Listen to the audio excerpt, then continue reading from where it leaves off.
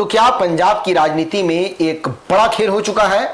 क्या भारतीय जनता पार्टी ने आम आदमी पार्टी के राज्यसभा सांसदों में सेंध लगा दी है? क्या अब ऑपरेशन लोटस की एंट्री पंजाब में भी हो रही है? जी हां, आज एक ऐसी प्रेस कॉन्फ्रेंस सामने आई है जिसने पूरे सियासी माहौल को हिलाकर रख दिया है। राघव चड्ढा, संदीप पाठक और अशोक मित्तल मीडिया के सामने आए और उन्होंने दावा किया कि आम आदमी पार्टी के 10 राज्यसभा सांसदों में से 7 अब भाजपा का दामन थामने जा रहे हैं।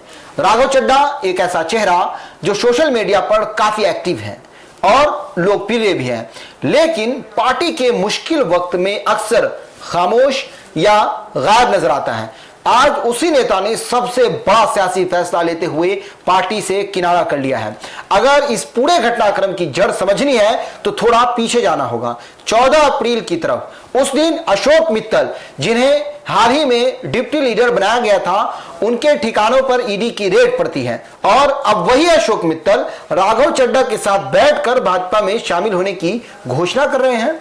प्रेस कॉन्फ्रेंस में राघव चड्ढा ने साफ कहा कि वह अरविंद केजरीवाल और आम आदमी पार्टी के कथित गुनाहों का हिस्सा नहीं बनना चाहते थे, इसीलिए पिछले 1-2 साल से उन्होंने पार्टी से दूरी बना रखी थी। लेकिन यहां सवाल यह उठता है कि जब वह दिल्ली जल बोर्ड के वाइस चेयरमैन थे, तब वह जांच एजेंसियां और कथित तौर पर भ्रष्टाचार की बात कही गई थी उनके खिलाफ, उसमें उनका नाम क्यों चर्चा में आया था? ईडी ने उस समय एक डायरी का जिक्र किया था जिसमें कथित लेन देन और फंडिंग का भी विवरण बताया गया था। उसके बाद से राघव चड्ढा कई अहम मौकों पर पार्टी से दूर दिखे, कभी विदेश यात्राओं में और कभी अलग अलग मंचों पर, और अब अचानक ये बड़ा फैसला सामने आया है।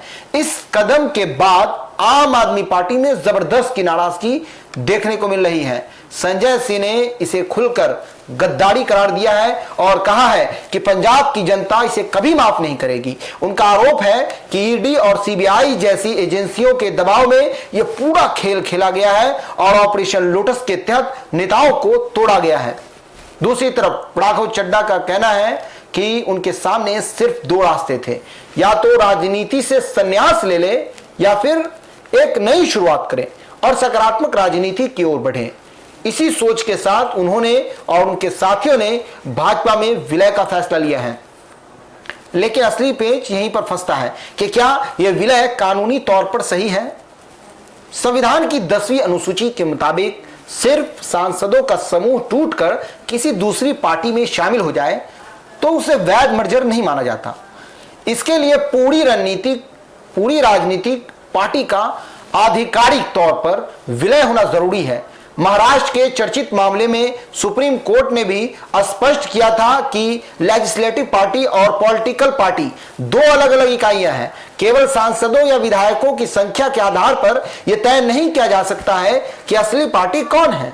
यानी अगर सिर्फ 7 सांसद भाजपा में जाते हैं तो यह अपने आप में कानूनी रूप से सही विलय नहीं माना जाएगा, जब तक कि पूरी आम आदमी पार्टी स्तर पर ऐसा निर्णय न हो। अब सबसे बड़ा सवाल यही है कि क्या यह कदम दबाव में उठाया गया?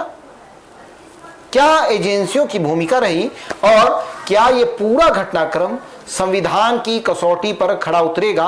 फिलहाल तस्वीर धुंधली है, लेकिन इतना तय है कि आने वाले दिनों में यह मामला सियासत के साथ साथ अदालतों में भी बड़ा मुद्दा बनने वाला है।